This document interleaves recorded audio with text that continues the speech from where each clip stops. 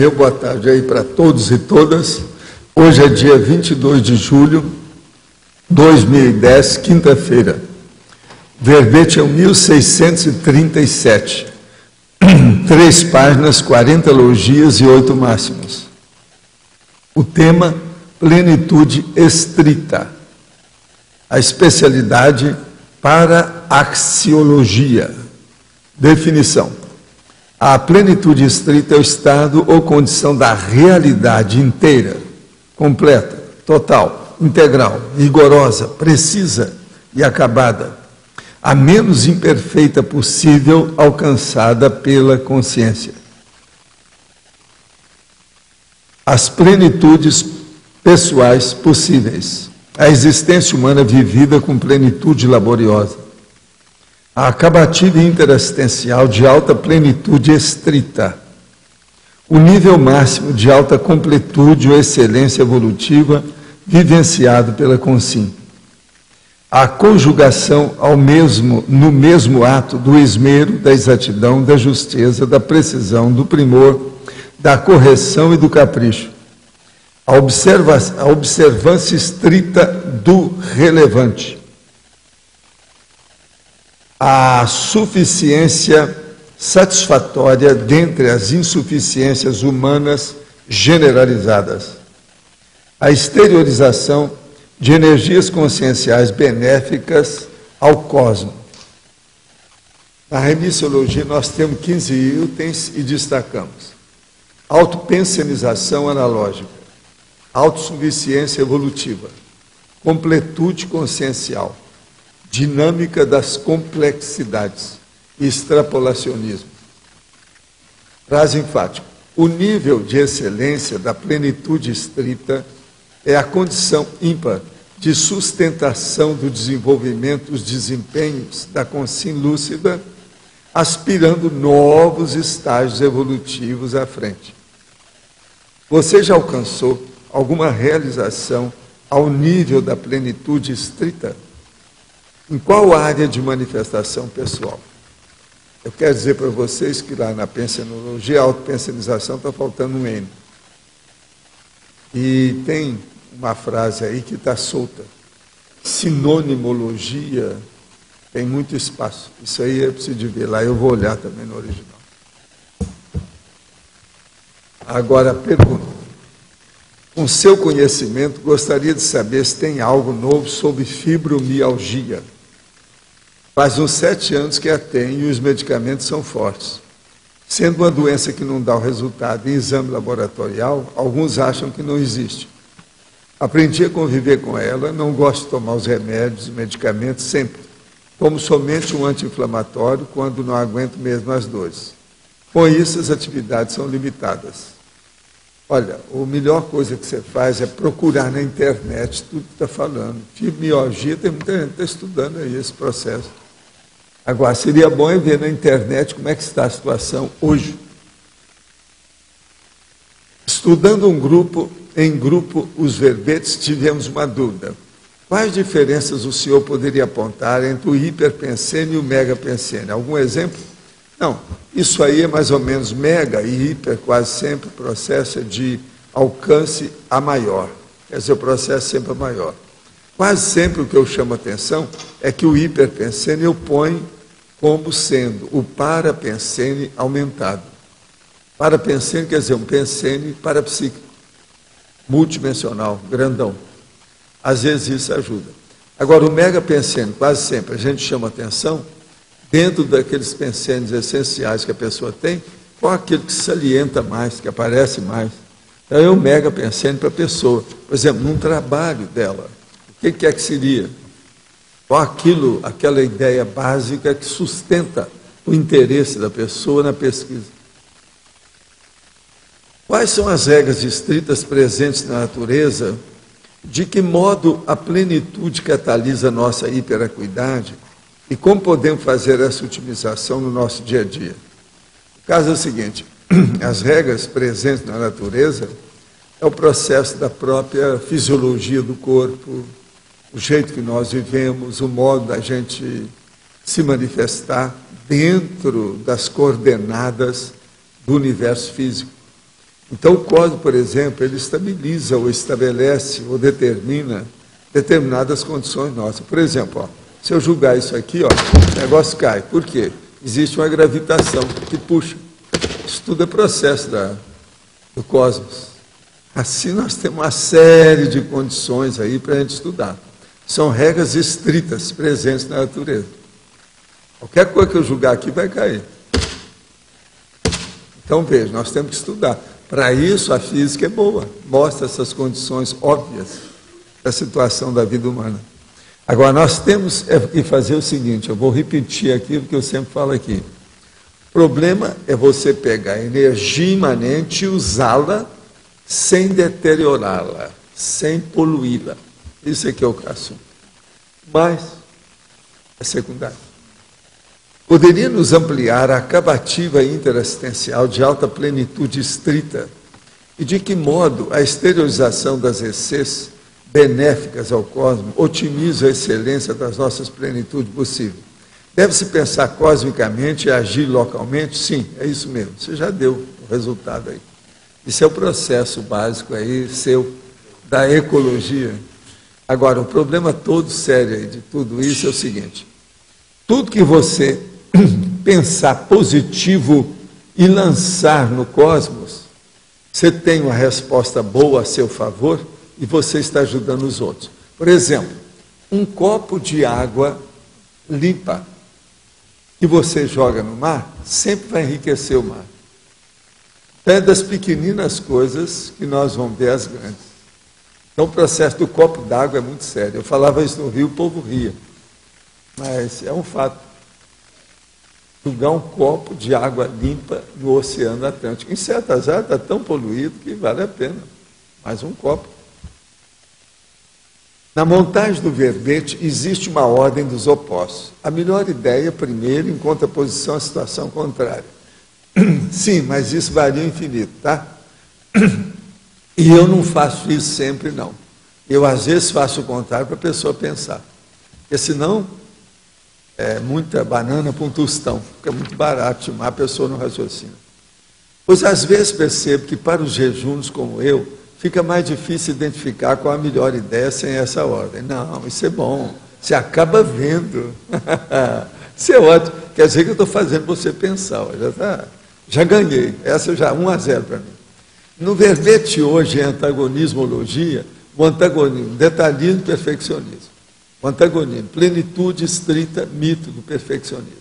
Depois, o antagonismo, varejismo consciencial, atacadismo consciencial. Entendo que o atacadismo é melhor que o varejismo. Estou correta? Está. Por que nesse item a ordem melhor, pior não foi respeitada? Para mexer com você, para você prestar atenção. Tá certo? Antagonismo é uma coisa seguinte, você pode mudar os fatores para frente, para trás, antes, depois, depende do que é que você quer. Agora, eu gosto de mexer com, se eu pudesse, eu vivia com, sabe, tocando uma farpinha no leitor, para tudo que a gente pudesse. Eles chamam até que são as pegadinhas do Valdo, não é isso? Está crescendo. Como o senhor vê a biografia do médico e psicólogo o Frederick Pierce? Como analisa seu traço de personalidade exibicionista dentro do contexto de um psicoterapeuta? Olha, ele aí ficou mais falado dentro de uma das escolas de psicologia. A Gestalt. Estou falando certo? Gestalt. Mas o processo é a Gestalt. Aí é um problema que ele gostava de mostrar. Tinha os caras exibidos, né? Ele era exibido e tem um outro cara também exibido. Aquele fazia aqueles processos, tipo escola, com os trabalhos dele, muito falado, grandão, fazia iniciação com os caras e puxava, exigia muito do trabalho. Nós já tivemos um colega nosso que, quando veio para cá, ele queria fazer essas coisas com o povo. Todo mundo tem que entrar e pisar no barro. É assim que ele falava. Você lembra disso? Você chegou a ver isso, né? Quem conhece bem aqui é a Conceição, ela está por aí. A Conceição sabe quem é que eu estou falando, como é que é. Agora, veja, havia aquele cara que fazia isso. Quem é o sujeito? O jeito da iniciação, que levava, que o povo levava muito a sério. Durante muito tempo, ele teve uma repercussão enorme. Mexeu com o povo do Oriente, do Ocidente, de todo jeito. Sabe? Você vai lembrar depois. Eu vou deixar no ar aí para vocês lembrarem quem é. Por indicação do senhor, vi ontem o filme Capax. Seria ele uma hipótese do filme, uma hipótese do fenômeno de pré-mãe? Como fazer para ter acesso ao filme O Último Romance de Balzac? Foi muito comentado pelo senhor. Na turma aí, eu acho que ia até passar, né? O nosso chefe não está aí, né? Seu irmão não está aí, né? Seu gêmeo. É. Então, isso aí precisa de saber para ele responder isso aqui. Colaborando com os debates, gostaria de indicar o filme O Grande Desafio, com a participação e direção do Denzel Washington. Já foi mostrado isso, já? Fala da tradição da escola americana e estimular a prática de debates, realizando campeonatos entre universidades. Ele já mostrou isso lá, não já? Já foi indicado, né? Então tá. Agora, o outro aí, O Último Romance de Balzac, eu tinha dado para eles lá, para eles estudarem, para ver se ia passar ou não. Que mais é a Pedra de Onago. O filme é bom por causa da Pedra de Onago lá que mostra, né?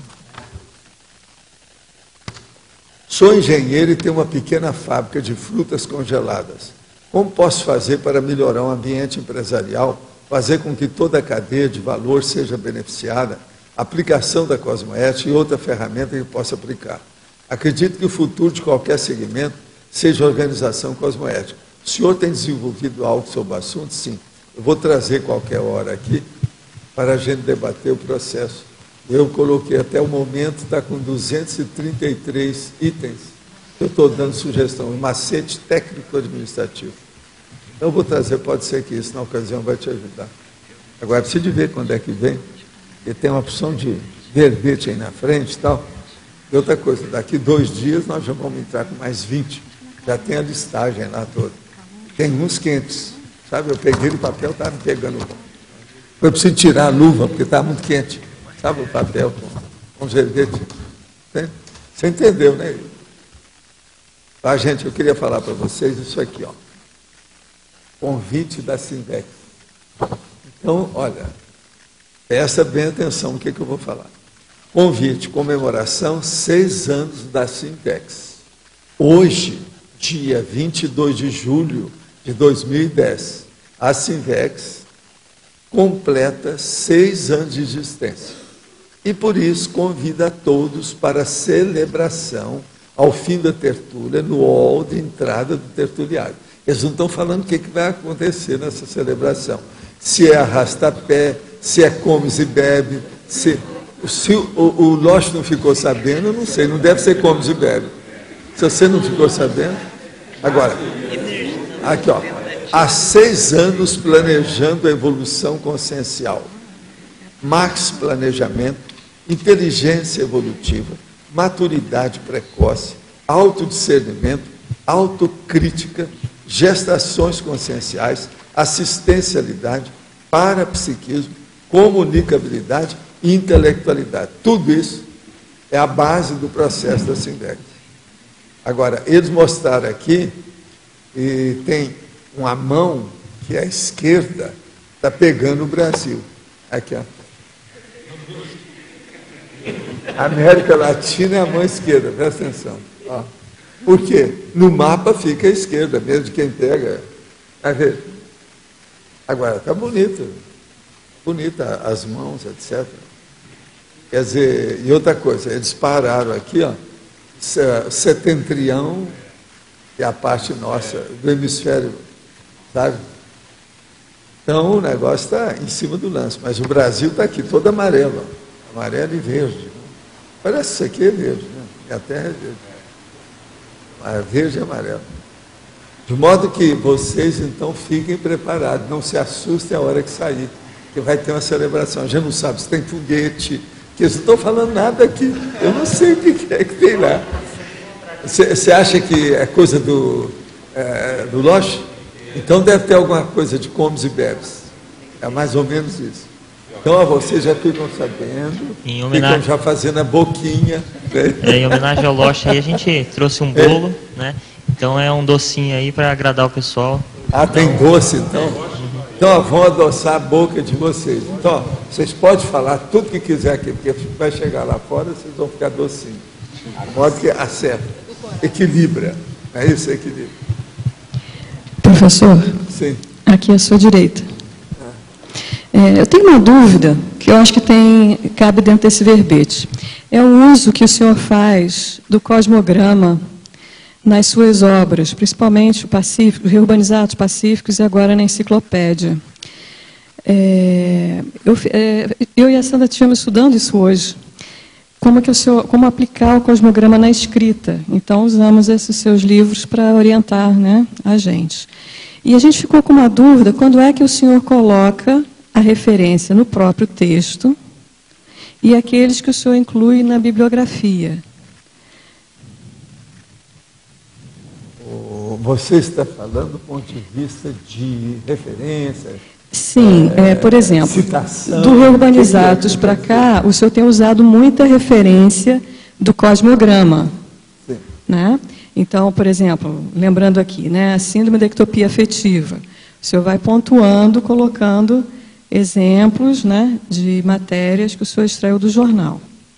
Já fica no próprio texto. Está lá o texto e tem o exemplo. Né? Mas tem um conjunto muito grande de referências, de recortes, que o senhor coloca na bibliografia. Sim. Então, como é que é isso? O que vai para lá? Eu só chamo a atenção do meu texto dentro daquilo que eu estou argumentando. Agora, para a pessoa pesquisar e aprofundar, eu ponho a bibliografia. Agora, eu poderia pegar e referir, aumentar tudo, mas isso ia dar um trabalho, ia ser o dobro da enciclopédia. Por isso que eu coloco só a bibliografia. Outra coisa, uma boa parte dos verbetes eu não coloquei a bibliografia ainda. Eu pretendo fazer isso, oportunamente. Eu tenho muito material guardado já, sobre certos tipos de bibliografia. Uhum. Agora, esses que o senhor inclui no texto, o senhor não repete, então, no final. Já foi feita a referência ali. Não, às vezes tem a referência bibliográfica. Eu só não falo, olha a bibliografia, eu não falo isso. Veja a bibliografia, eu não digo. Mas eu me refiro, sim. Existe muita bibliografia que eu falo que está lá. O texto lá que eu falei é da bibliografia. Agora, tem coisas na bibliografia que não está referenciado diretamente no texto. Existe, né? também esse, principalmente quando a bibliografia, o assunto é muito extenso. E como é que... Aí eu não ponho, não, porque é muita coisa. Porque eu estive reparando, o senhor vai colocando os temas, na bibliografia, né? O senhor vai colocando os temas e aí a lista dos recortes. Então, aquilo é como se fosse o cosmograma daquela obra, né? São os temas do cosmograma daquela obra. Agora, um lugar que você pode observar isso melhor, olha no fim do Homo sapiens Pacífico. Sim, no Reurbanizados também. Eu estava exatamente, eu e a Sandra estávamos fazendo isso hoje de manhã. Olha os tipos de... Aquilo que nós trabalhamos muito, que você me ajudou muito nisso. Pois é, as epígrafes. Olha as epígrafes. Aquilo que é importante. É ali que eu dou o maior macete sobre essas coisas. Tanto o Reurbanizados quanto o Pacífico tem. Agora o Pacífico está mais trabalhado. Olha bem as epígrafes. Isso aí é que vale a pena, porque ali a gente picota o assunto. Passou o pente fino, o micrótomo. Deu trabalho danado. Não, é isso que eu estou falando. Aqueles subtítulos, na realidade, é o cosmograma daquela obra, né? Aqueles temas todos. Mas não é só cosmograma. Tem uma opção de coisa diferente ali. Você sabe, o negócio, existem determinadas particularidades de ciência, de especialidade dentro do processo. Você ainda não examinou as epígrafes, né? Eu estou achando que eu não estou sabendo o que o senhor está achando. Estou achando que a epígrafe é uma coisa e é outra. Vamos pegar o livro. Então, olha dela já, vamos mostrar para ela. Eu acho que isso aí vai te dar mais ideia. O cosmograma ali, ele está picotado. Sim, eu acho que foi. O passivo é o que você trabalhou mais. Agora, como é que o senhor montou esse picote? O senhor começou a escrever o livro e, ao mesmo tempo... Não, mas você... Vamos lá. Para abrir aqui já tem a opção. Mas vamos começar do início, do princípio. O problema é trabalhar durante anos. Agora, aqui, eu fiz isso. Tem que lembrar que eu tenho anotação de 60 anos. 30 anos. Bibliografia específica exaustiva. Aqui eu explico o que é isso, tal. Depois eu coloco mostrando a situação. Como é que é. Agora, as epígrafes começam assim, abandono. Então é isso que eu chamei de tema do cosmograma. Então estávamos falando da mesma coisa. Hein? Estávamos falando da mesma coisa. Pois é. Esses nomes, abandono, não seriam temas do cosmograma? E debaixo disso o senhor coloca uma série de recortes. Mas o negócio é mais embaixo, é mais sério do que isso. Devido ao processo da convergência das ideias. Uhum. Fala, explica aí o que você acha. É porque eu entendi que isso era o cosmograma dessa obra, e não o cosmograma geral. Mas é que ao juntar o material e a bibliografia, começam a aparecer coisas novas a partir dela. Sim, era isso que eu estava... exatamente isso que eu e a Sandra... Um exemplo disso... Então, o senhor começou a escrever e aí os temas vão sendo criados. Como é isso? Eu tenho um exemplo aí, Walter, que eu lembro bem, que é lá na Morex, que tem os escudos, mini escudos providenciais, que surgiu justamente na junção. Por exemplo, olha a análise. A análise são 2 páginas. Vai de 321 a 380. Só que tem 60. São 60 fontes. E dali vão aparecendo determinadas regularidades. É o Max Morex? Morex, aí tem uma subdivisão que é mini escudos providenciais. Em AMI. Isso surgiu na junção, na visão de conjunto da própria bibliografia. Dessa obra. Aí ele depois... Tem a Morex, depois tem a Morex da primeira infância. E lá pela Santos vai ter um mini escudos providenciais. Tem coisa que tem. Mas tem a Morex primeira infância também.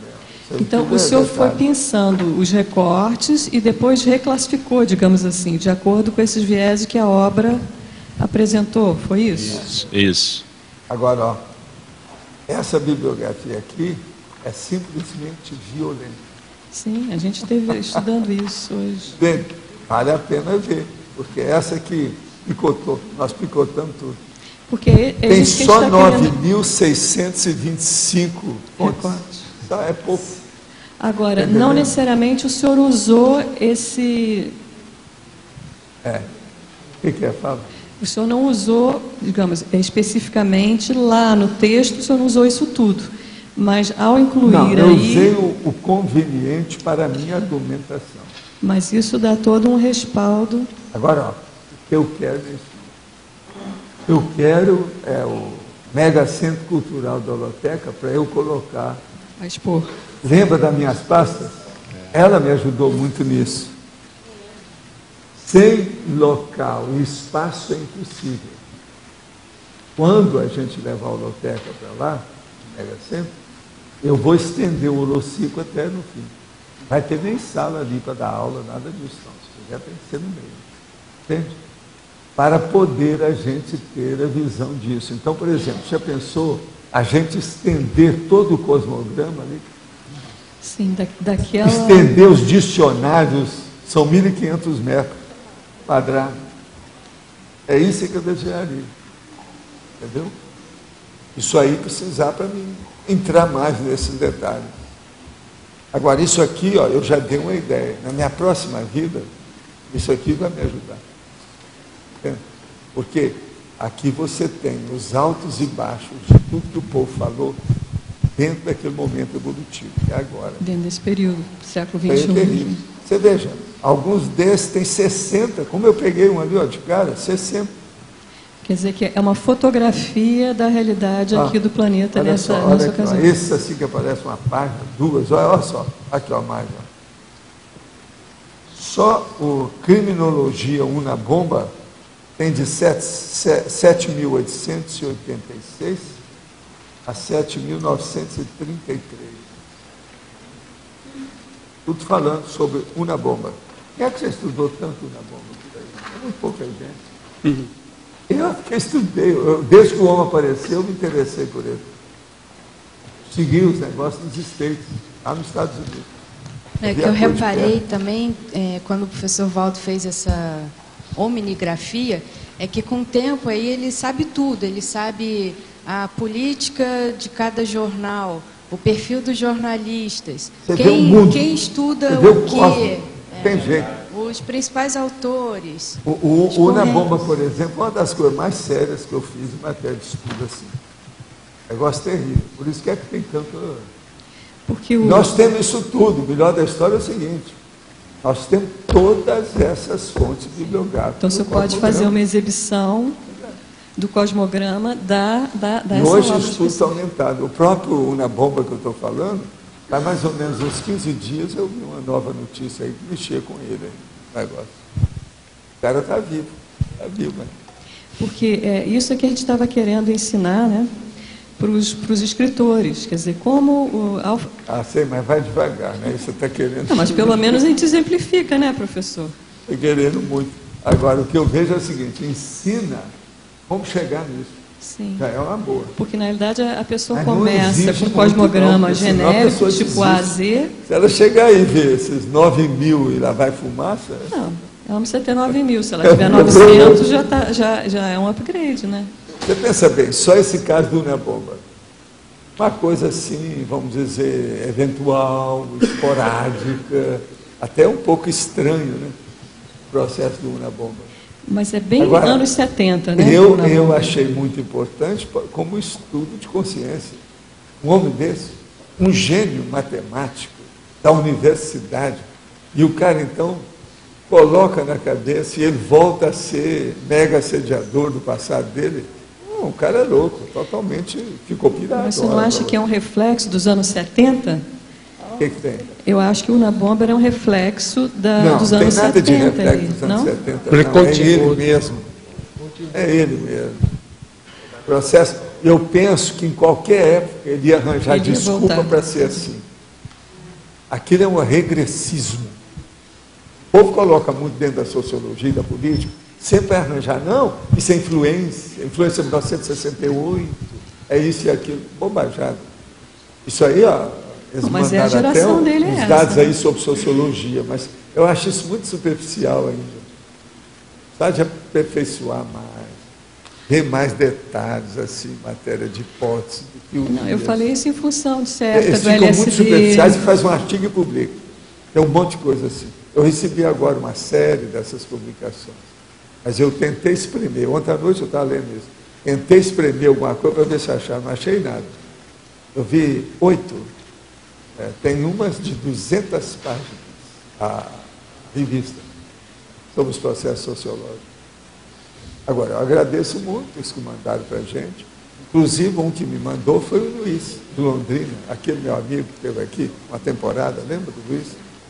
Mandou uma opção de coisa boa para a gente. Mas tem também dessas revistas aí de Londrina, da faculdade aí de Londrina, sobre os estudos de sociologia. Okay. Mas vamos estudar. Agora, ó, você tem hoje uma abordagem super detalhista sobre os processos de pesquisa.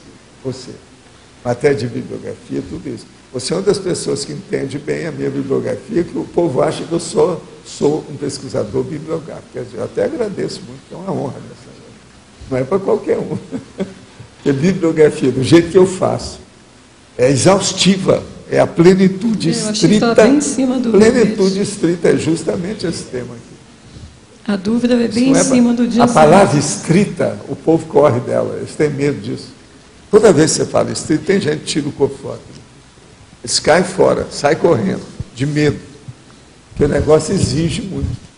Agora, é bom a gente examinar esse verbete hoje para ter essa ideia. Agora aqui, com relação ao ambiente empresarial, o ideal seria criar ambiente corporativo e empresarial divertido, com humor, descontração, ou ambientes mais fechados? Não. Nem tanto um, nem tanto o outro. Tem que ser no meio termo, para adequar à média da população. Melhor termos profissionais humorados, alegres, sim. O que o professor poderia falar a respeito, tendo como princípio conscienciológico? Não. Eu estou de pleno acordo, só que não deve ser nem humorístico de fazer comédia, é a sitcom, a comédia de situação, e nem também um negócio super brabo, austero e, vamos dizer assim, inacessível. O negócio é ficar no meio inteiro. Tem a hora da alegria e tem a hora da seriedade. O problema é compensar isso e contrabalançar na hora certa. Agora, as empresas, a coisa mais séria que tem é a consciência terapia de grupo. Se puder fazer. E outra coisa, o ideal numa empresa seria que todo mundo fizesse estado vibracional na hora que começasse a trabalhar, mas isso é difícil, né? Mas para nós já podemos fazer isso. Tem empresas conscienciológicas que já fazem isso. Estou iniciando o estudo da conscienciologia. Além de outros fatores, pretendo desenvolver ao máximo o parapsiquismo. Note que você e o Chico Xavier praticamente nasceram com o parapsiquismo desenvolvido. Eu, que sou uma pessoa simples e sem maiores percepções, poderia chegar ao seu nível de parapsiquismo ainda nessa vida? Ou seria muita pretensão minha? Não. Eu acho o seguinte, qualquer um pode chegar lá, porque se a pessoa está muito interessada nisso, mostra que ela já tem o processo de parapsiquismo mais avançado em corpos anteriores, mas ela ainda não conseguiu desenvolver nesse corpo atual. Então o problema é a pessoa pegar isso e começar a mexer. O desenvolvimento de parapsiquismo, ele pode ser muito acelerado pela pessoa de uma maneira positiva, dependendo se essa pessoa vai fazer assistência aos outros. A interassistencialidade potencializa o desenvolvimento do parapsiquismo. De modo que, eu já peguei gente que tinha raiva do parapsiquismo e não era só, vamos dizer, casca grossa, não. Ele era um escudo, não entrava nada. Agora, a hora que a gente começou a mostrar certas coisas, ele se rendeu às evidências, ficou um cara ultra avançado. Tem gente que está trabalhando comigo mais ou menos desse jeito até hoje, por aí, assim, desse jeito. Então, veja, e tudo é possível a pessoa ir longe. E outra coisa, quando a pessoa descobre qual é o veio, o viés, a vertente, que ela tem tendência de vidas anteriores, ela desenvolve mais depressa. É muito interessante você ver uma pessoa dessa que nunca mexeu com nada, né? Desde pequeno não quer saber, tinha até raiva. Lá pelas tantas ele descobre o processo de parapsiquismo, você insiste, mostra a situação, aponta o caminho, ele faz força. Quando ele vê, ele é um grande projetor. Ele começa aí, defasa tudo. O negócio vai longe. E todos nós temos isso aí. Mas tem um monte de gente encruada. Então, encruados no cosmos. Acordem. O problema todo é esse. É o que a gente está tentando fazer. É o povo que tem saído do armário. Até um certo ponto é isso, são os encruados. Na página 31, na binomiologia, encontramos o seguinte, o binômio, valor de referência e valor da referência. O professor poderia esclarecer melhor o contraste entre os dois termos do binômio?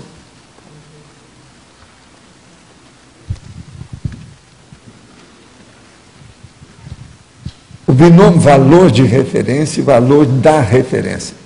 O valor de referência, por exemplo, o valor de referência. Eu tenho, por exemplo, aqui o nosso Arlindário como um valor de referência na filosofia que nós estudamos. Cobaia filosófica. Tenho o Loche como um valor de referência quanto a Proex, por incrível que pareça. Né?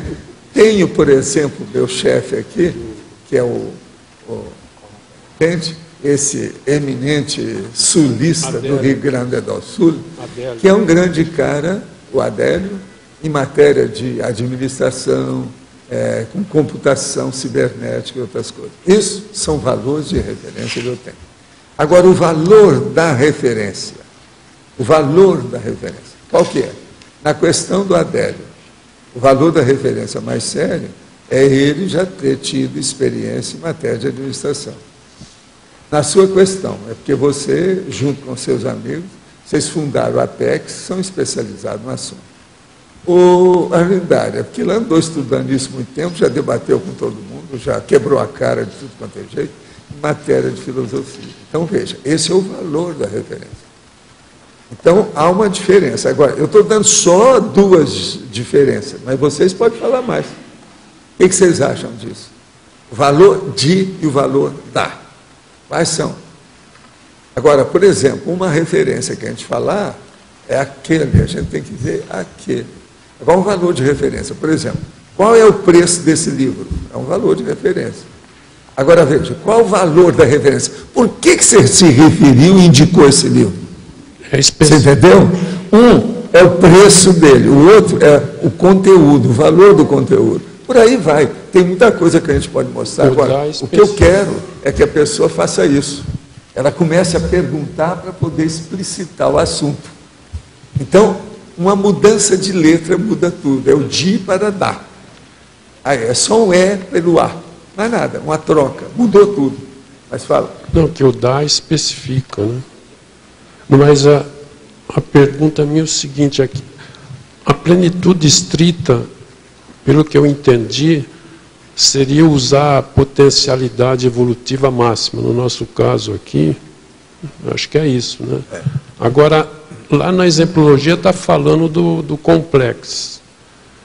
Mas assim, com o pé no chão, o que você poderia analisar aqui no nosso nível, o que se pode alcançar de plenitude estrita, seria tudo o que é o máximo que se pode atingir? Eu penso o seguinte, qualquer coisa que você vai fazer, você pode se dedicar mais e fazer com capricho. Pense bem a palavra capricho. Então assim, a gente pede isso, né? Um bife a cavalo, a capricho! O cara fala, você está entendendo? Tudo isso isso você vai entender o que é o estrito, né? A capricho. Tudo você pode colocar capricho ou não. Você pode fazer uma coisa em cima da perna, de qualquer maneira, rapidinho, né? Ou pode fazer uma coisa considerando os detalhes, aperfeiçoando, fazendo abordagem, fazendo análise, o estrito, enriquecendo aquilo que você está fazendo. O estrito é ir no ponto. Até como eu estou perguntando, o estrito é ir ao ponto, sei lá, né? É um ponto específico. Não, seria o ponto máximo, né? Seria o pináculo. O pináculo da sua possibilidade ou dos seus potenciais naquele momento evolutivo. O auge, o apogeu, o máximo que você teve. Por isso que eu falo, é da realidade. Olha lá. É o estado ou condição da realidade. Agora eu ponho uma série de condições. Inteira, completa, total, integral, rigorosa, precisa e acabada. Eu acho que ninguém vai deixar de entender que nós queremos uma coisa bem bolada, bem feita. Isso é mais do que capricho.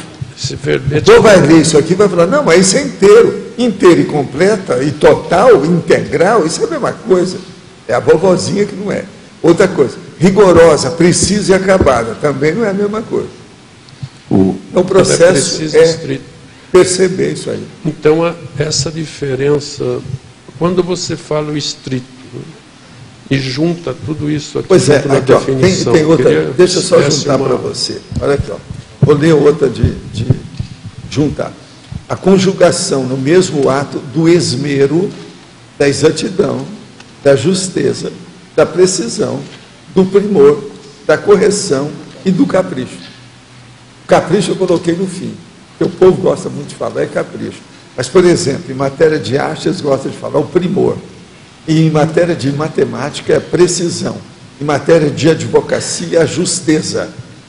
Entende? Por aí vai. Tem várias coisas aqui. Em matéria de física, é a exatidão. Agora, correção é do ponto de vista de disciplina, de belicismo, de escola, é correção. Agora, o capricho, ele envolve tudo isso que nós falamos aí antes. Baldo. Agora, só a última coisinha. Quando você fala aqui no verbete em extrapolacionismo, eu queria que você analisasse no contexto da plenitude. O extrapolacionismo é o seguinte, vamos entender. Plenitude estrita. Isso aí, de qualquer maneira, é o máximo, tá certo? Você está numa ponta, tá certo? Agora, o que é o extrapolacionismo? É outra ponta mais nova. É uma verpom para você. É o extrapolacionismo, uma coisa que você ainda não atingiu. Então, é algo que você ainda vai dominar. Você teve um prelibar. Prelibar é o antepasto. Você está fazendo uma degustação, mas você ainda não domina aquilo. Então, veja, isso é a plenitude estrita também. Você vai alcançar, É uma plenitude estrita que você ainda é amador. Você só pensa, ainda está sonhando. Aquilo deu sonho do horário de consumo seu, mas você ainda não domina. Você vai chegar lá.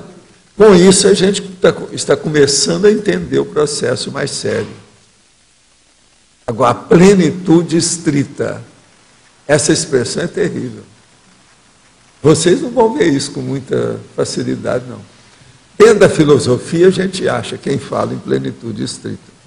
Mas é muito difícil ver isso aí assim. O estrito, ele fecha, né? Ele dá uma, vamos dizer assim, uma maturidade objetal. Ou seja, uma maturidade conteudística. Ele mostra, não é só o processo da gente falar que é um qualificativo ou ele é adjetivo o processo, não. Ele dá uma composição de maturidade no processo. Entende como é que é? Então precisa pensar muito. As palavras, gente, elas são, às vezes, muito mais sutis do que a gente pensa. Cada processo de significado, né, das acepções. Valdo, aqui no D. Posso fazer uma referência ao valor de referência e da referência? Normalmente, tanto no espanhol como no português, utilizar o de vai junto com um adjetivo e o da vai junto com um substantivo. São dois usos totalmente diferentes. Vou te dar um exemplo. Quando você fala de controle de qualidade, você está referenciando a qualidade do controle. Agora, quando você fala de controle da qualidade, você faz referência ao controle de uma característica específica que é a qualidade. É um substantivo. Então, tem, por exemplo, aí as duas variações. Uma coisa é controle de qualidade e outra coisa é o controle da qualidade. Aí ajuda bem. Esclareceu bem, mais coisas. Alguém quer falar mais sobre qualquer um, seja o dia ou da? Na verdade, era sobre o que o Arlindo estava falando antes. Pode ser, se alguém tiver dia ou da aí. Com relação àquele exemplo, só para ficar mais claro, por exemplo, se a gente pega ali a escala evolutiva, a gente pega semiconsciência, a plenitude já seria esse trânsito intrafísico e extrafísico? Ou, por exemplo, o projetor, seria a projeção? A plenitude dela é fazer uma assistência de alto nível dentro de todas as potencialidades que são oferecidas a ela. Isso é para qualquer um. Desde o tenepsista até o evoluciólogo, etc. Todo mundo. Eu vou trazer qualquer hora um verbete que eu estou escrevendo, ainda não acabei. A escala interassistencial. Então, a escala da interassistencialidade. Entende?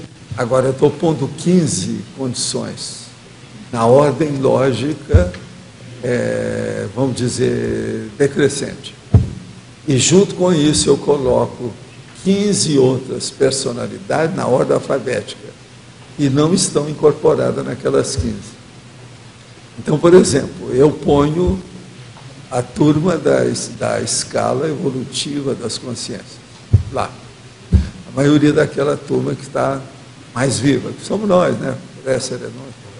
Mas, fora, eu coloco aquele que não faz interassistencialidade. Por exemplo, pré-serenão vulgar não faz.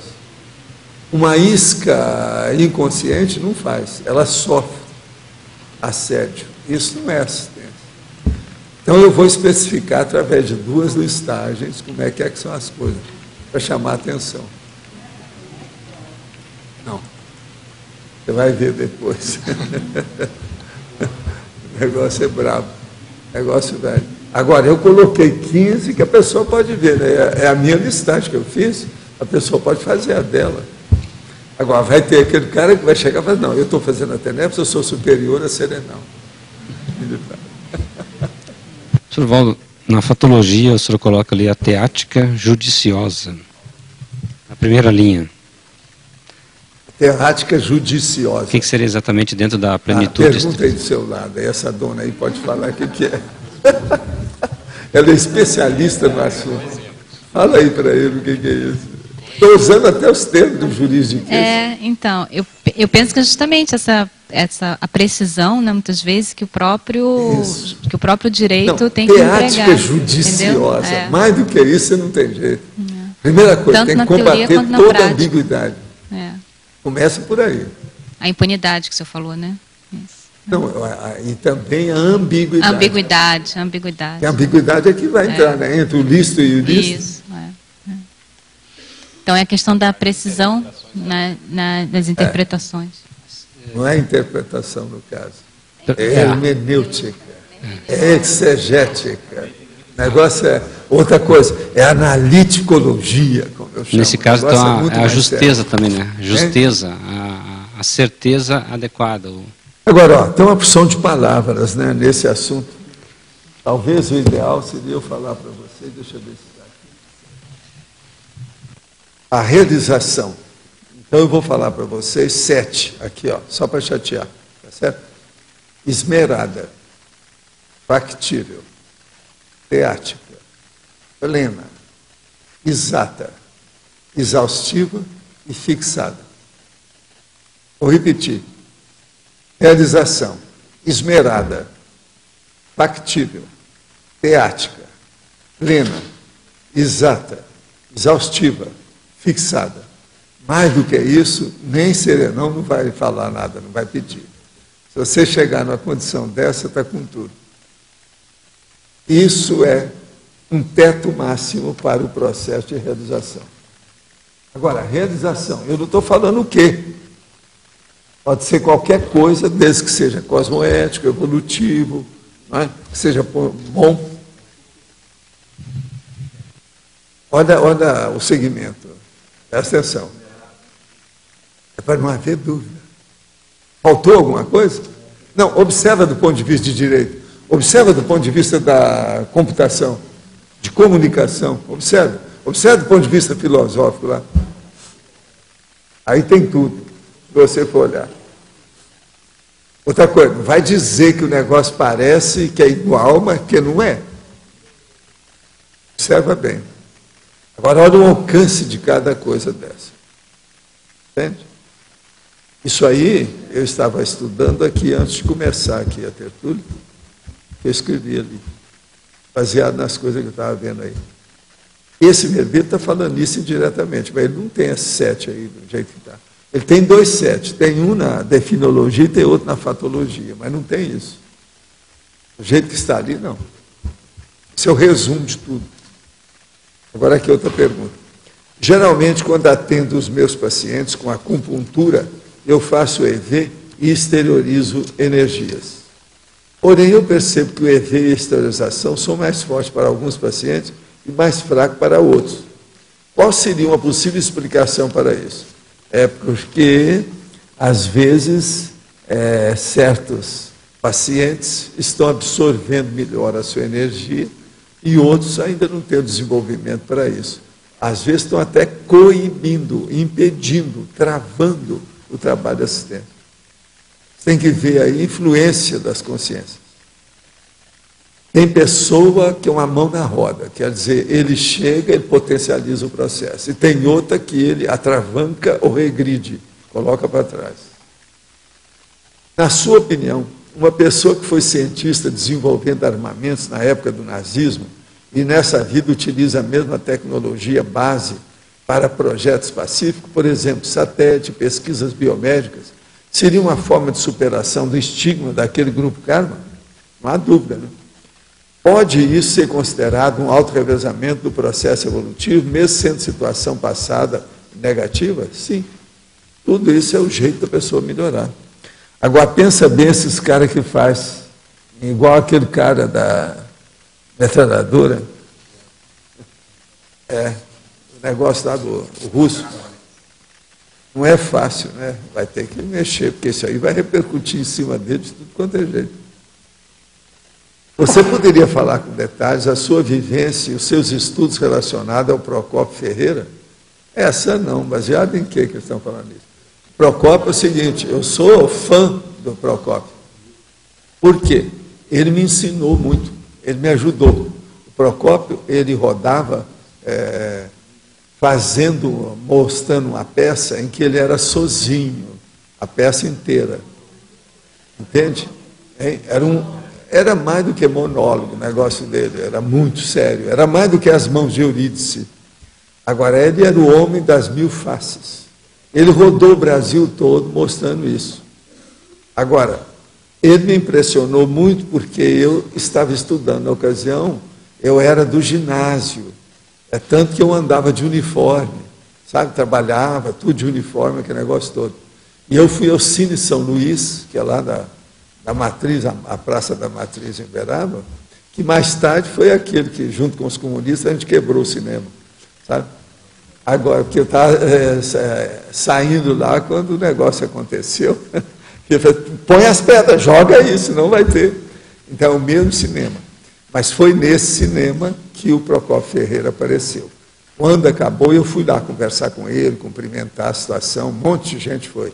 E ele olhou para mim, mas você é estudante, eu estou vendo que você está de uniforme. Eu falei assim, sim, eu sou estudante e trabalho na própria escola, é uma opção de coisa, a minha situação é muito séria, mas eu estou estudando histrionismo, que é a interpretação, a atuação, e eu vi o que o senhor faz. Eu fiquei impressionado com o modo de o senhor gargalhar e depois começar a soluçar. Então ele passava isso um com o outro, para mostrar a situação, como é que era, o homem das 1000 faces. Mas com uma naturalidade total. Você via, ele chorava, você estava querendo chorar com ele. Ele ria, você ria com ele. Quer dizer, um negócio terrível a situação do Procópio. Agora, ele era um cara mais baixo, sabe, e muito feio, mas era o máximo como ator. Para mim, foi um dos maiores que eu encontrei. Em Hollywood, por exemplo, eu vi gente parecida aqui, o jeitão com ele. Mas eu não tive oportunidade de conviver para ver se era do mesmo nível do Procópio. O Procópio era fora de série. Não há dúvida que era. Ele dominava totalmente o processo de histrionismo e de interpretação. O homem era uma fera. Agora, conheci por causa do processo dele andar pelo Brasil inteiro. Eu agradeci a ele. Junto comigo tinha uma série de estudantes, todo mundo foi lá para cumprimentar o homem. Entende? Agora, isso é 1940 e lá vai fumaça. Entende? Tenho sentido desconforto estomacal há 3 semanas. Já está melhor, bem melhor. Mas ainda sinto um certo peso após as refeições, ou quando o estômago está mais vazio. Já cortei da minha dieta há 1 mês tudo que agride o órgão, como café, gordura, álcool e frutas cítricas. Meu amigo, que é médico gastro, disse que o melhor seria uma endoscopia. Estou tomando pantoprazol. O senhor sentiu algo quanto meu problema? Não. Você deve fazer endoscopia, já que você está assim, por que não? Eu mesmo já fiz endoscopia, não faz muito tempo. A gente precisa de observar como é que estão as coisas. Existem, inclusive, umas bactérias aí violentas e tal, né? Se dá um jeito nessa situação. Agora, é bom. Outra coisa, eu fiz endoscopia sem anestesiar nada. Mas isso não é para qualquer um, não. Se eles quiserem que faça, às vezes é bom você anestesiar o que for, passar o que for, ou tomar alguma coisa. Né? Você também andou fazendo e também, você me seguiu, né? E aguentou, não foi? Ela aguentou, isso aí é uma fera. O João sabe. A sensibilidade não vem antes da exatidão. Um equipamento precisa ter sensibilidade para ser exato? Olha, eu acho o seguinte, a coisa mais séria não é a sensibilidade, não. A sensibilidade, quem tem que ter é o usuário, é o instrumentador. Agora, o instrumento, ele tem que ter sensibilidade se ele é de metragem, se é de alguma coisa nesse sentido. Mas ele não sente. Nem o computador não tem psicossoma. Então, o processo nosso é de quem estuda, quem pesquisa, quem trabalha. Isso aí é que a pessoa tem que ter a sensibilidade para isso. E essa sensibilidade, ela tem que caminhar para o mental soma, que é o corpo do discernimento. Não adianta a pessoa ficar com uma condição superficial de comocionalismo. O problema é discernimento. Pode que é muito sério isso aí. Gente, a hora que for, vocês me falam. A hora que for, tá certo? Para mim, faltam só 5 minutos, é isso mesmo? É 15 para as 2, então? Então, o sorteio já vão fazer, né? Então tá. Agora, então, vamos em frente. Quem é que está com o microfone? Tem alguém? Pode falar. Patologia. Tá? Na última, a esterilização de ser benéfica ao cosmos. O que você quer? Aí está falando tudo.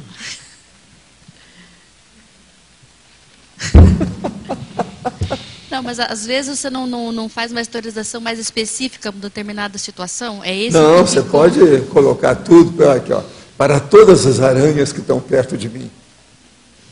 Para as aranhas daqui 1 quilômetro. Para as aranhas do cosmos. Vamos mandar energia para todo mundo.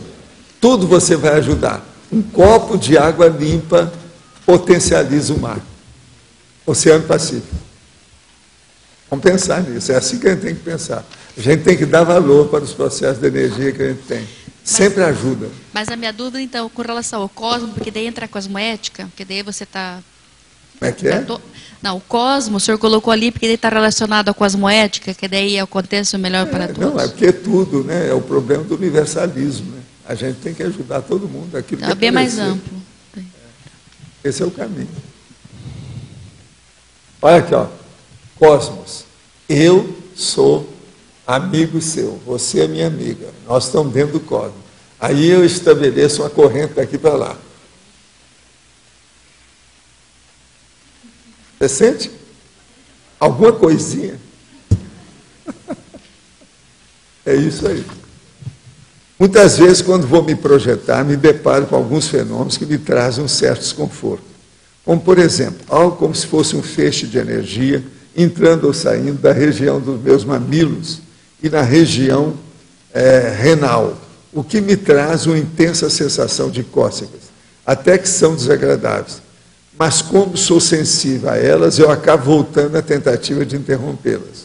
Gostaria de entender o significado disso, se é algo bom ou ruim, mas reforço aqui que a sensação é boa. Não, você está trabalhando com as energias e está começando a desenvolver o processo. Agora, você tem que se esforçar com o estado vibracional e estabelecer a sua sinalética energética e parapsíquica. Esse é o caminho da sua sinalética. Anota isso tudo, vê o que é que fixa com o tempo, e com o tempo isso tudo fica assentado. Aonde encontro a planta da sua casa? Já vi em algumas tertúlias, o senhor comentou sobre a sua casa. Ele está me pedindo planta. Nós nunca fizemos planta. Ela é a 5ª casa dentro de uma outra. Ela já não tem mais. O Elton está aí, né? Aí teria que fazer. Você teria que fazer uma planta baixa de situação atual, porque ela é totalmente diferente. E cobrar o royalty. Agora, os comentários me despertou interesse. Estou planejando construir uma e acredito que a planta da sua poderia me ajudar a construir. Todo mundo quer. Agora, eu garanto que ele também está interessado em ver como é que é o meu banheiro. Está na cara. Agora, ó, minha casa é uma casa de Tarzan. É uma casa simples. Ela não é casa assim, granfina. Eu não sei como é que é o seu pé de meia, etc. Quanto você quer fazer com a casa. Porque a minha casa é simples, ela é funcional. Você não acha, com todos os arremedos, os puxadinhos que foram feitos, o negócio todo, que ela é uma casa super funcional? Ela é funcional para aquilo que nós temos. Agora, talvez era o caso de você, uma hora, você brinca, porque ele faz desenho na mão, assim, ele faz na hora. Faz um desses desenhos seus e vou mandar para essa pessoa. Você me dá aqui, que eu aí dou para a turma, ele chama, ele vai ver quem é. Você fica de olho, porque se ele fizer o desenho, eu chego aqui e falo, você vai acabar vendo como é que é. Agora, ó, não vai rir da minha casa não, hein? Senão eu apareço aí. Cuidado. Ele vai achar, isso não é casa, isso é um barracão, ou qualquer coisa. Sei lá, né? Sei lá, entende? Agora, ó, mostra que o pé direito do meu quarto, que é diferente. O povo não entende bem isso, não. Aquele pé direito não é todo mundo que tem. Isso aí é muito importante. Outra coisa, mostra o bunker. Tem que falar. Faz um desenho uma hora desses seus assim. Aí eu chego aqui, a gente dá para eles mandam. Pode colocar na internet, né, com tudo. Né? Qual a posição do professor sobre as especulações sobre 2012? É de vomitar. Eu vomito quando eu escuto essa besteira. Isso é uma bobajada. Então, dá vontade da gente vomitar. Essa é a minha posição. Quer dizer, o negócio é sério. 2012 já é possivelmente a 6ª pergunta que faz sobre isso. Né? O povo está tudo assustado em 2012. Hein? Como é que é? Não, saber se está na hora ou se já está na hora. Está na hora? Agora não está. Não sei, não estou perguntando. Olha, não, aqui, ó, o meu horário aqui é o seguinte, 1h31, os 2 relógios. Então eu vou fazer uma pergunta, pode aqui, ser? Ó, tem 2 relógios. Uma outra coisa, lá fora a temperatura já aumentou 1 grau, está a 15 graus. Aqui dentro está a 20. A umidade do ar aqui dentro é de 79%. Está bem alto. Com tudo isso, olha que aqui é fechada. Então, minha gente, está para nós. 20 graus é o ideal para a energia. Aqui na fatologia, quase no final, aí, 3ª linha de baixo para cima, o mais alto nível na escala dos valores evolutivos. Isso seria a condição onde a pessoa está minimamente... Dentro do seu nível evolutivo, você deu o máximo. É isso que eu quero dizer. Ou seja, transformar os valores ideais em valores reais de fato, valores o máximo reais, possível. Naquele momento evolutivo. Isso aí. Você alcançou o máximo. Tá certo?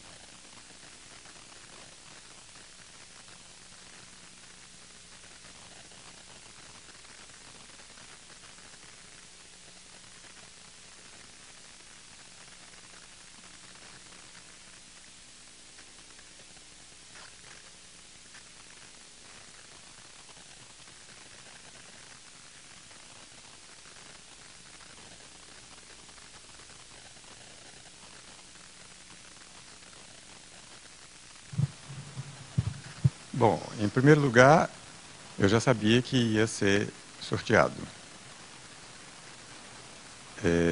Então eu senti muita serenidade, um fluxo de energia, um ligeiro aquecimento no rosto e sensação de bem-estar, tranquilidade, né?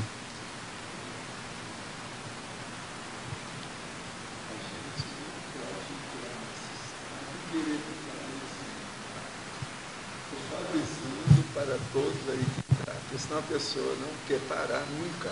Ela segura a situação, entendeu? Isso é bom, eu só falando que do jeito que está aqui hoje, do jeito que está, não dá vontade de parar, não. Eu fico aqui até a noite, você resolve. Se quiser, pode ir embora. Eu vou ficar. Você está entendendo? A tendência da pessoa, às vezes, é essa. Que ela se sente bem.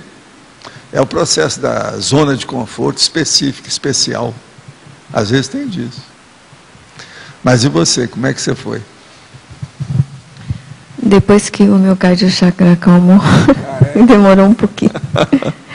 Eu senti uma sensação de ausência do ambiente, né? E também um bem-estar. Era como se eu estivesse assim num colo, assim, quentinho, gostoso. Te aconchegaram. Isso. E bem-estar, né? Alegria. Agora, ela tem um jeitinho mesmo de, né? Uma menina para ser aconchegada, não é isso? Interessante. Eu acho que eu também sabia que você ia me escolher, que eu queria tanto. Eu senti uma energia, depois que acalmei meu cardio-chakra, que foi complicado, fria, bem fria, mudou na hora. E senti aquela sinalética que eu sinto sempre do lado esquerdo, que eu sempre atribuo amparador, mas não sei. E depois eu tive no mental soma assim, que eu devia me tranquilizar, que as coisas iam acontecer no seu tempo. Foi muito bom. Essa aqui, ó, tem já um certo desenvolvimento parapsíquico, a gente sabe. É a Luciana. Entende? Então, você está sentindo bem. Acabou. Entre os mortos e feridos, como eu chamo, todos se salvaram, não é isso? Você está bem, né? Obrigado. Vamos nessa. Obrigado por você.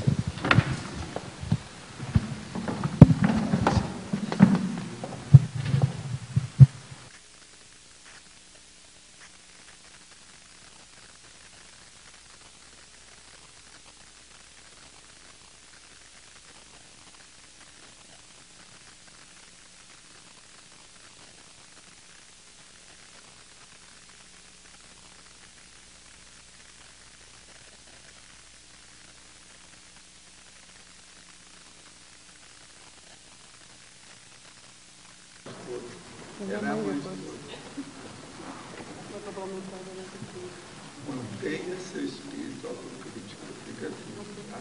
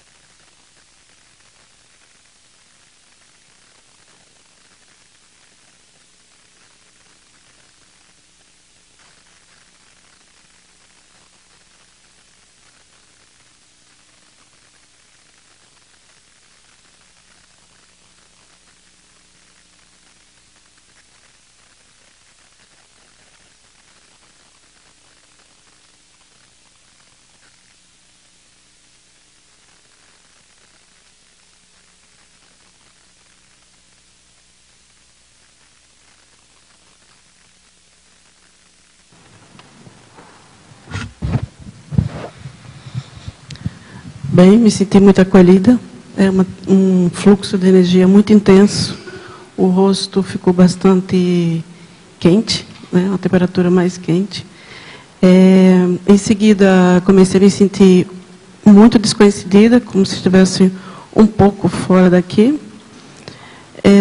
Me vieram as imagens de uma situação que eu vivenciei no Rio e a ideia de autoencapsulamento parasanitário, que foi essa experiência lá. E veio essa lembrança por 2 vezes, 2 momentos aqui. Eles me proporcionaram o entendimento de que aquilo foi uma extrapolação para essa temática. Foi o que eu compreendi. Muita ectoplasmia, muito frio nas mãos, das pernas. E a calmia íntima, assim, tranquilidade muito grande. De qualquer maneira, se sentiu bem, né? Muito bem. Muito bem. E você, Mariana, como é que nós estamos com a natureza? Percebi a energia chegando assim bem fria e tranquilidade também, muita paz e parece que o ambiente desapareceu, estava sozinho assim, num local bem tranquilo. É o processo da energia por causa do campo. A hora que instala dá essa impressão. Eu senti energia em ondas. Uma participação íntima muito grande, um alinhamento do ambiente, né? E no final, acho que eu senti ectoplasmia, comecei a sentir umas coceiras, umas teias de aranha no rosto. Mas você está se sentindo bem? Uhum. Valeu a pena? Muito. Uma coisa que é impressionante nisso, em matéria de mega euforização, é o seguinte, é que isso nunca é banal. Isso é uma coisa terrível. A gente que faz assim várias vezes, a experiência jamais se banaliza. Ela não fica comum. Ela é sempre singular, é ímpar, parece que é uma nova, é diferente de tudo que você já teve. É sempre assim. Devido ao processo de você sair da matéria. Professor, nesse momento... A vivência é extrafísica. Isso, a vivência é extrafísica. Então isso dá esse problema de não ser nunca banal, entende? Uhum. Nesse momento de descoincidência, a sensação que parecia não estar aqui nesse ambiente, e sim um ambiente extrafísico, eu ouvi muitas vozes, muito movimento, muita diálogo, né? Não consegui pegar muita coisa, mas assim um burburinho, uma conversação, tratativas, coisas assim. Ficou muito Agora, dito. vocês se sentiram bem, né? Isso aí é que é importante para registrar a sensibilidade com respeito ao campo, né, energético. Muito bem mesmo. Tranquilidade, sim. Tá bom. Eu agradeço muito vocês. A parte Nós me é que toca. agradecemos.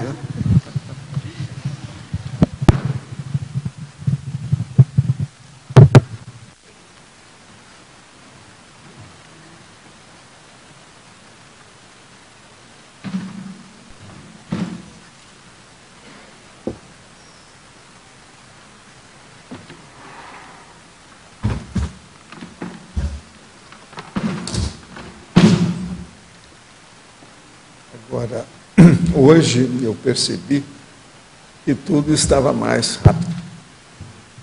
Agora, não é a mesma coisa nunca, e não banaliza. Isso aí que eu acho interessante na história, por causa do processo da energia. O problema da sensação da ocorrência, como é que é?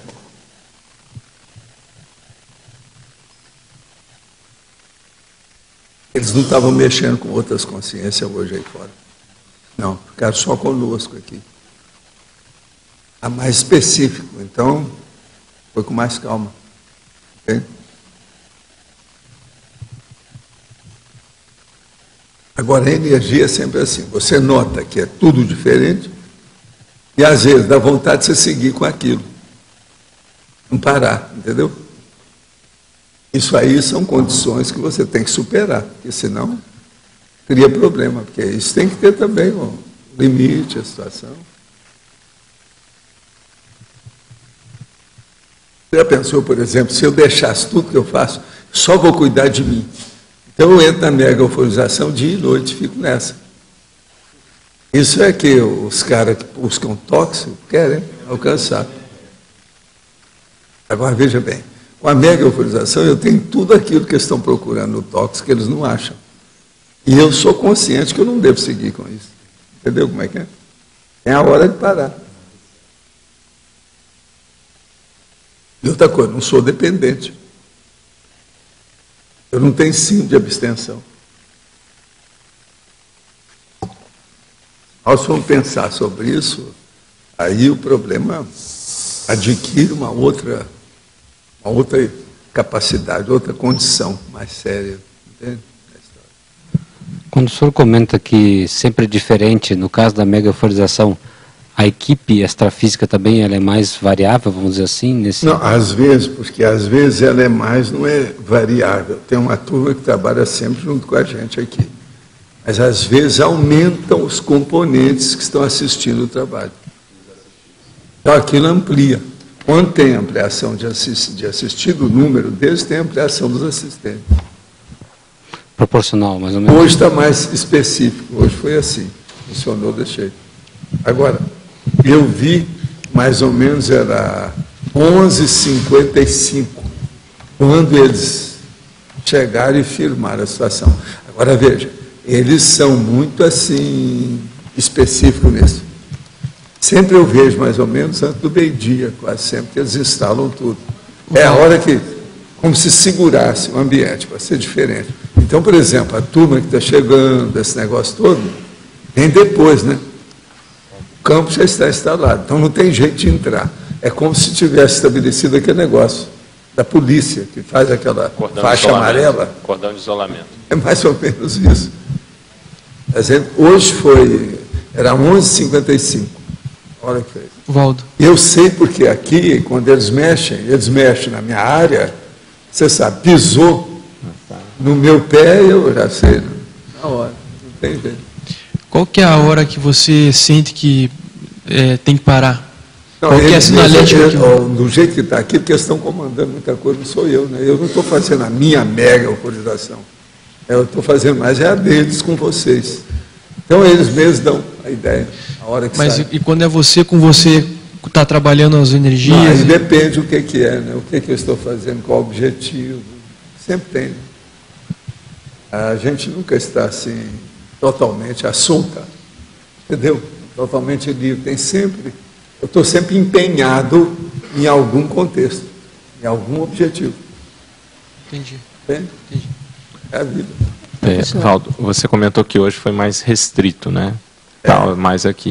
O que influi nisso? Quais são as variáveis, os determinantes do contexto que influi deles trazerem mais assistidos, menos? O verbete pode ser É coisa deles, né? Tem muita coisa que não diz respeito a gente. É o processo deles, da assistência que eles estão fazendo, o nível que está, como eles veem a situação.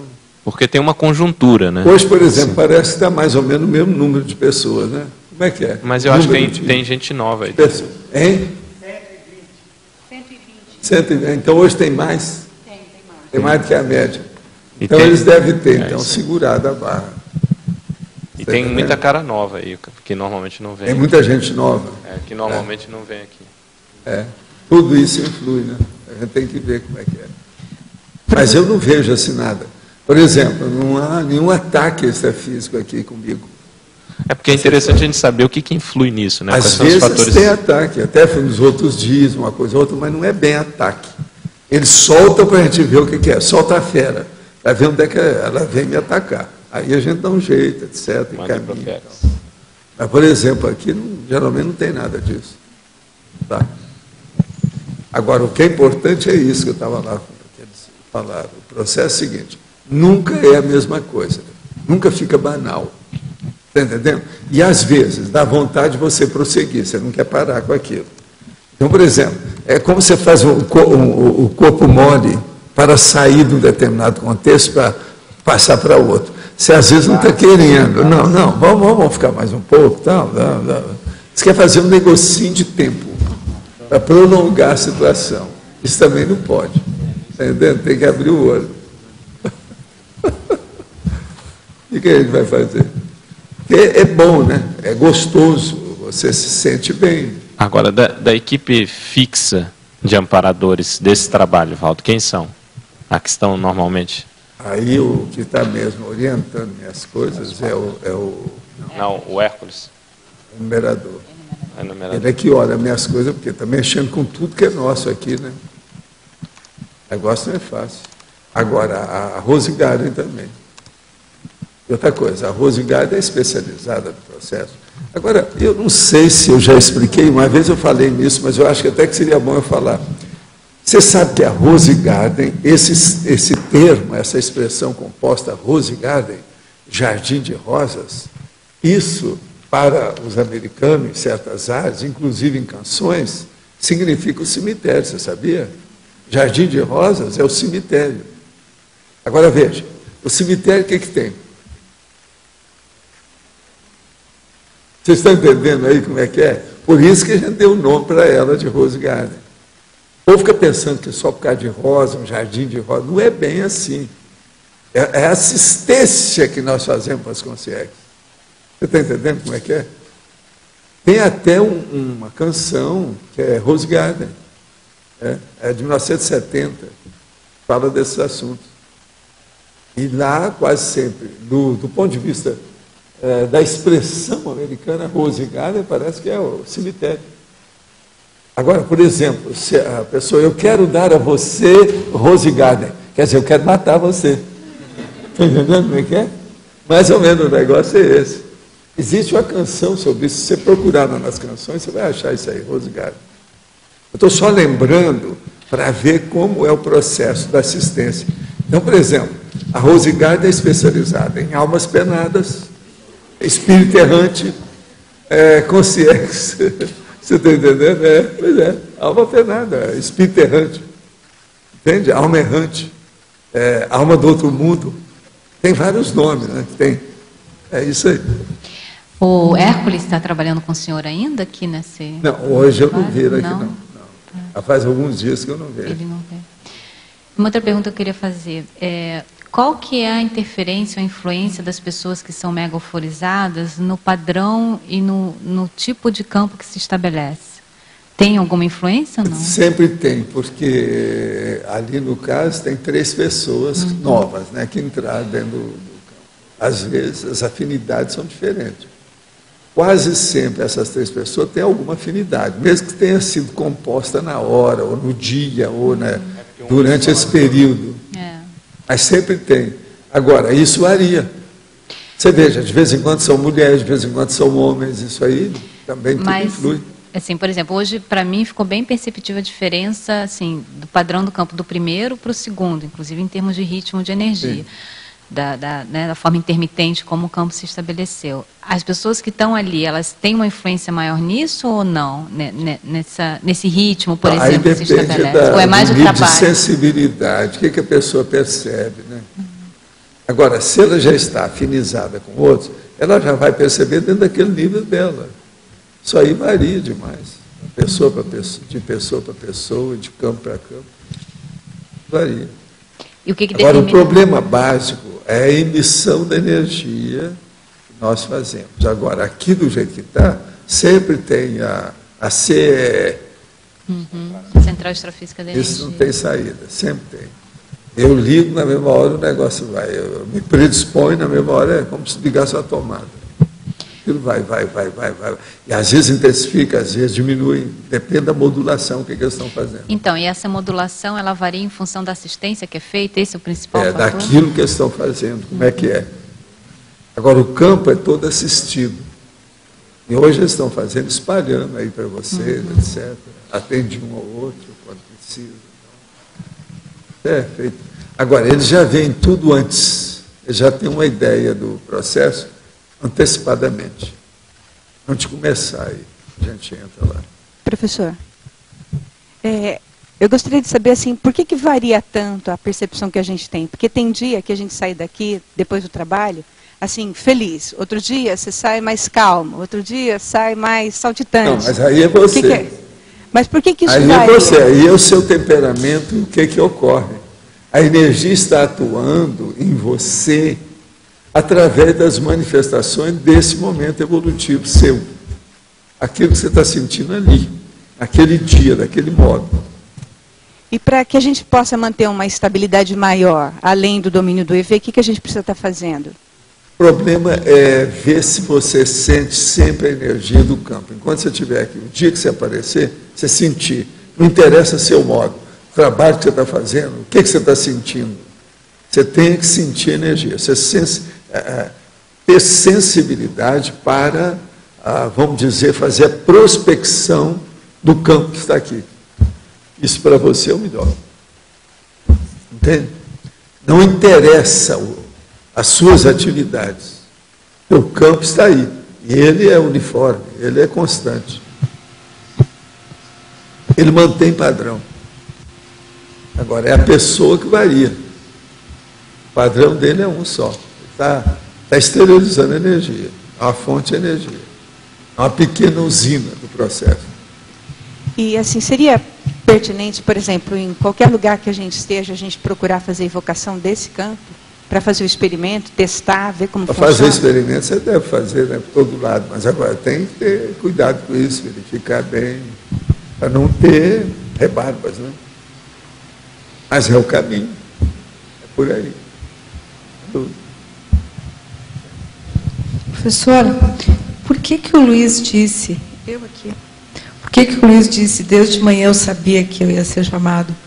Por que quando a moça chegou perto, e eu também pensei, eu queria tanto ser chamado, eu digo, sou eu. Por que a gente sentiu isso antes? Estão te dando uma de mão, né, nas suas coisas lá, e você com a sua sensibilidade, você é uma boa pessoa para comparecer. Você é doadora de energia até um certo ponto, com todos os seus probleminhas. Ela tem desenvolvimento em várias coisas há muito tempo, há muitos anos que ela trabalha com isso. Então, tem que dar um jeito. Agora, ela é muito determinada. Muita coisa dela na história. Isso aí é uma fera. Valdo, como é que funciona a mega euforização nos dias posteriores, normalmente? Não, aí depende do que foi que aconteceu com a pessoa.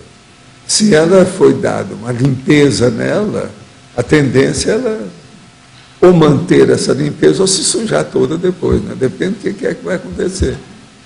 Agora, eu não estou falando só da turma que veio aqui no campo, não. É para vocês também que estão aqui. É para o teletertuliano que ficou com as antenas ligadas. Ele também entra. Aí depende da pessoa. Qual é o nível de manter a capacidade da pessoa? Os vira-folhas mudam logo. Aqueles que mantêm, a coisa vai longe.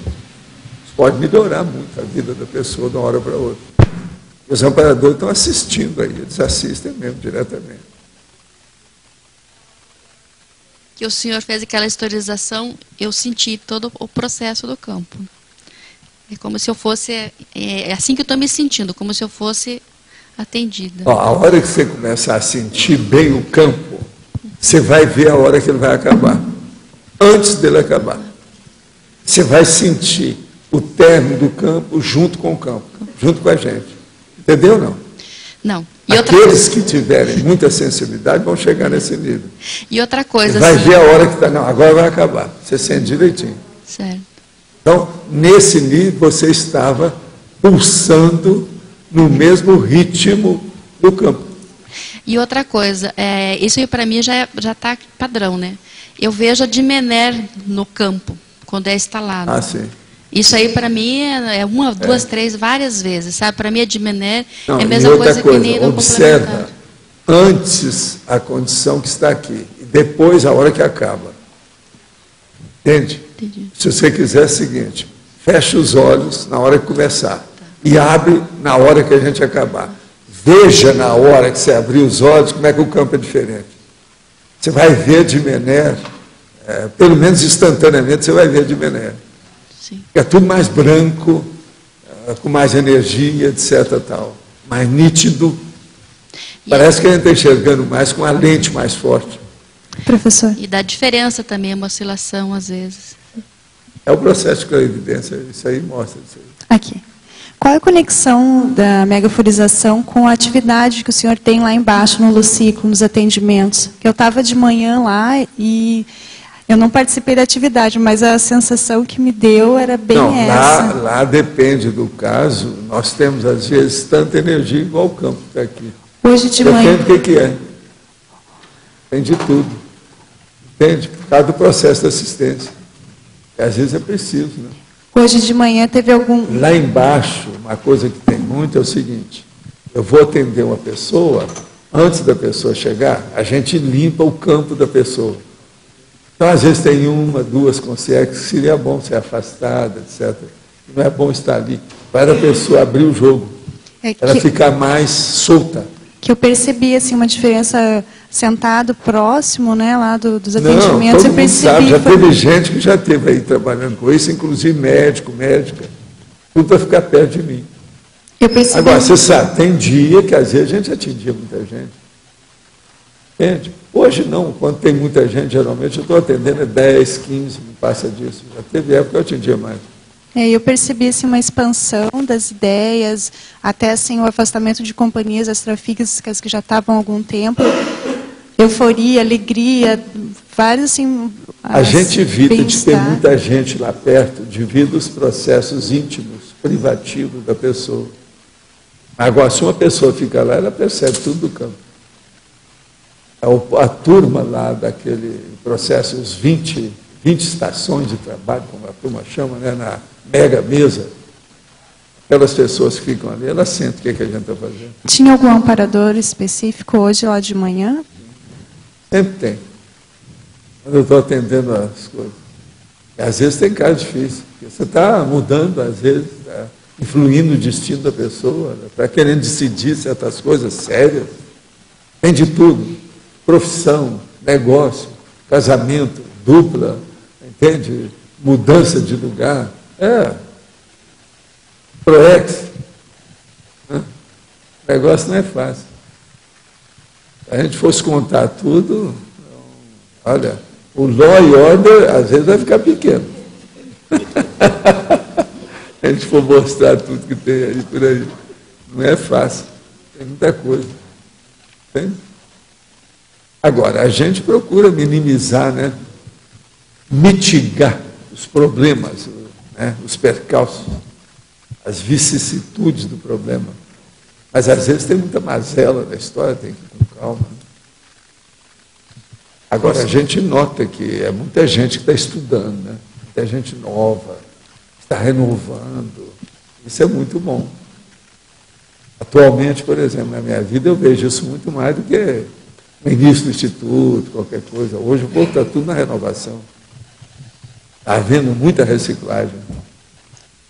É bom. Vale a pena funcionar. Entende? Professor. Aqui, ó. Aqui. Como é que você relaciona o estado vibracional da parafatologia com a plenitude estrita?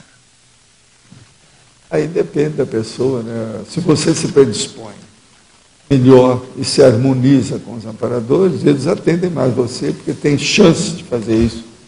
Não é só porque você se predispôs, mas é porque a situação vai permitir isso. Então, na verdade, as pessoas têm assistência de acordo com o nível da autodisponibilidade que ela apresenta para os amparadores. O mérito maior, às vezes, não é só aquilo que a pessoa faz. Uma pessoa pode estar fazendo muita coisa, mas ela não se adapta, ela não liga, ela não tem afinidade com o processo da inspiração do amparador. Então não adianta muito.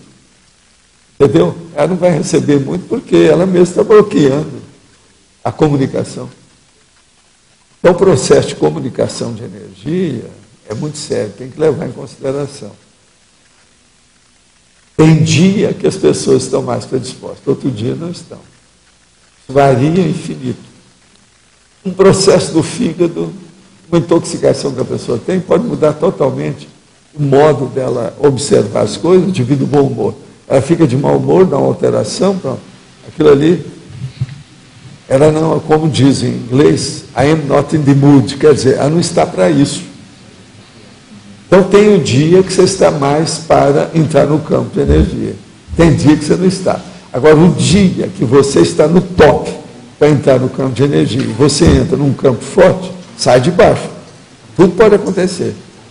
Inclusive extrapolacionismo, entende? Trabalho mais profundo, desenvolvimento mais rápido. Então, tudo é juntar as pontas no pico máximo, positivo. Isso é que é o ideal. Uma pessoa, por exemplo, ela pode vir aqui, ela não precisa de chegar no campo. Se ela ficar aí, ó, como na galera aí da história, ela pode auferir até mais vantagem do que uma pessoa que veio ao campo, se ela se predispõe. Entendeu o que quer dizer? Então, isso varia também demais, né? Depende da pessoa, tem que examinar. Como é que fica? Então, se uma pessoa se prepara na quinta-feira, desde manhã ela se preparou, não, hoje vai ter aquela mega euforização. Eu vou pegar alguma colher de chá daquilo, mesmo que eu não seja sorteado. Ela às vezes pode, se ela se preparou mais, ela vai ter auferir mais assistência do que a pessoa que foi sorteada. Você entendeu ou não? Uma pessoa que foi sorteada, num dia, ela pode estar no máximo, mas às vezes ela foi sorteada num dia que ela está no mínimo. Já não vai dar tanto efeito como ela queria. Você está entendendo o que quer dizer? Por quê? Varia, depende dela. Uma coisa é a energia que entra em você. Uma hora você pode estar sentindo muito, outra hora você não pode estar sentindo nada. Entendeu, então, essas variações? Não é só de campo, nem da gente que está movimentando isso, nem dos amparadores, é da pessoa também. A gente tem que pensar muito nisso, para entender mais o processo do intercâmbio energético. Como é que isso funciona? Entende? Agora, o estado vibracional e manobras de energia, né? Vamos olhar as 40 manobras de energia. Como é que funciona? Professor. Num campo desse, todas as manobras podem funcionar. Uma depois da outra, assim. Oi, aqui. Eu senti assim um fluxo de energia. É você mesmo que está aí? Sim, sou. É agora que eu estou vendo. Você costuma, mas apareceu. Todo dia estava mandando lembrança. As meninas estão aí? São essas aí? As duas. Puxa, estão tão grandes. Cheias de vida. Parece que ela ali engordou um pouquinho. Sim. Durante todo o evento, a energização, eu senti assim, um fluxo de energia entre o paracérebro e o cérebro físico. Uma quantidade de energia muito forte, de informação. E eu estava com muita dor de cabeça desde que eu comecei a vir, né? Assistir aqui, que eu estava assistindo só online, né? E melhorou. Seria uma limpeza? Foi. Isso aí é do bloqueio. Você ainda está atendendo os outros do jeito que você atendia? E você faz a desassimilação? Sim. Você confia na sua desassimilação? Confio. Então tá bom. É isso aí que você precisa. Não pode deixar a rebarba e levar para casa. Eu estou diminuindo as psicopatologias, né? O atendimento. Estou dividindo agora com o Luiz, né? Estou mandando mais para o Luiz agora para me dar um auxílio. Isso é bom. Dei uma diminuída. Muito bom. Obrigada. Vamos trabalhar, o povo precisa. Professor. Tá certo? Aqui, no ar, aqui em cima. Na hora do trabalho, eu tentei acoplar, né, aqui de longe, sentado, sentir melhor o campo, vi um pouquinho de mené. Só que me chamou a atenção essa parte de cima aqui do tertuliário. Como se tivesse um grupo de consegues meio que assistindo, ou tinha focado algo extrafísico aqui em cima. E conforme eu venho na tertúlia, né, às vezes eu me deparo olhando assim para cima, eu acho que não sei por causa do espaço, vazio, que acaba chamando atenção. Tem algum processo que acontece na hora do trabalho aqui em cima? Ele se expande, né? Às vezes a pessoa tem essas sensações assim, né, da energia do campo. Agora você tem que notar o núcleo do campo e aquilo que se expande. O círculo em torno dele, como é que vai. Às vezes, se há uma assistência à distância, sai energia como se fosse assim, verdadeiros lençóis de energia que vai. Entende? Entendo. Isso tudo tem, às vezes a pessoa percebe também. Isso ocorre. É comum. Obrigado. O mais todo mundo entendeu, está todo mundo entre os mortos e feridos, estão todos mais ou menos bem, não é isso? Tem nada para reclamar. Se tiver, já estavam reclamando, é isso? Tem que estar bem.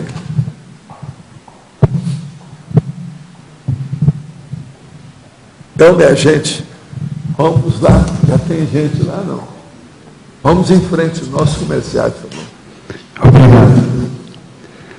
As pontuações de hoje: 120 assinaturas em livro de presença, 17 perguntas presenciais, 19 perguntas online, 37 votos presenciais e 13 votos online. Hoje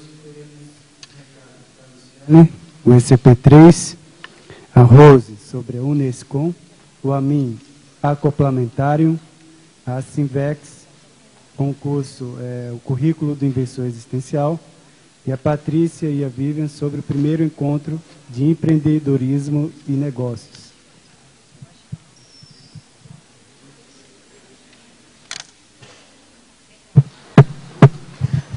Dia 3, 4 e 5 de setembro, nós teremos o 6º ECP3, lá na cidade de Uberaba. O projeto desse ECP3 é para a expansão da conscienciologia para novas cidades. Então, hoje aqui, eu queria fazer um convite especial a todas as pessoas que gostam de trabalhar com esses cursos de campo, que eles possam nos ajudar nesse curso, a convidar os seus amigos, parentes, conhecidos, porque o ECP3 é um curso sem pré-requisitos, aos moldes do ECP2. Então, fica o convite aberto. Qualquer dúvida, informação, pode falar comigo, ou também pode ligar no telefone do Instituto, que é 2102-1448.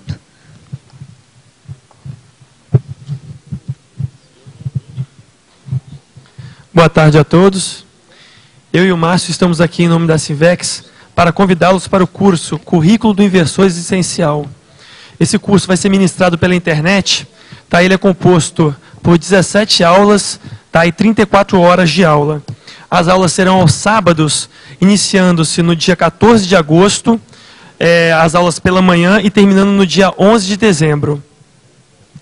Nós convidamos a todas as pessoas interessadas, né, na aceleração evolutiva, porque a Sinvex convidou vários especialistas para abordar principalmente aquelas lacunas dentro da formação da pessoa que busca a aceleração através de técnicas evolutivas. Então, vão ter temas lá sobre TENEPS, autoinvexometria, autocriticidade, né, finanças e autoconsciencioterapia. Então, estão todos convidados. As pessoas interessadas podem também mandar e-mail através do cursos@asinvex.org. E mais informações também através do nosso site www.asinvex.org.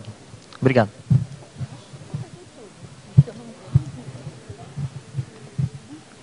Boa tarde. Amanhã vai ter início mais um acoplamentário. Ele vai do dia 23 amanhã até domingo, dia 25. O tema deste acoplamentário é pacificação íntima. Os EPICONs vão ser a professora Cristina Aracaki e o professor Félix Wong. Nós ainda temos algumas vagas, então quem tiver interesse é só procurar a recepção do CAEC ou pelo telefone 3525-2652, o prefixo é 45. Obrigado.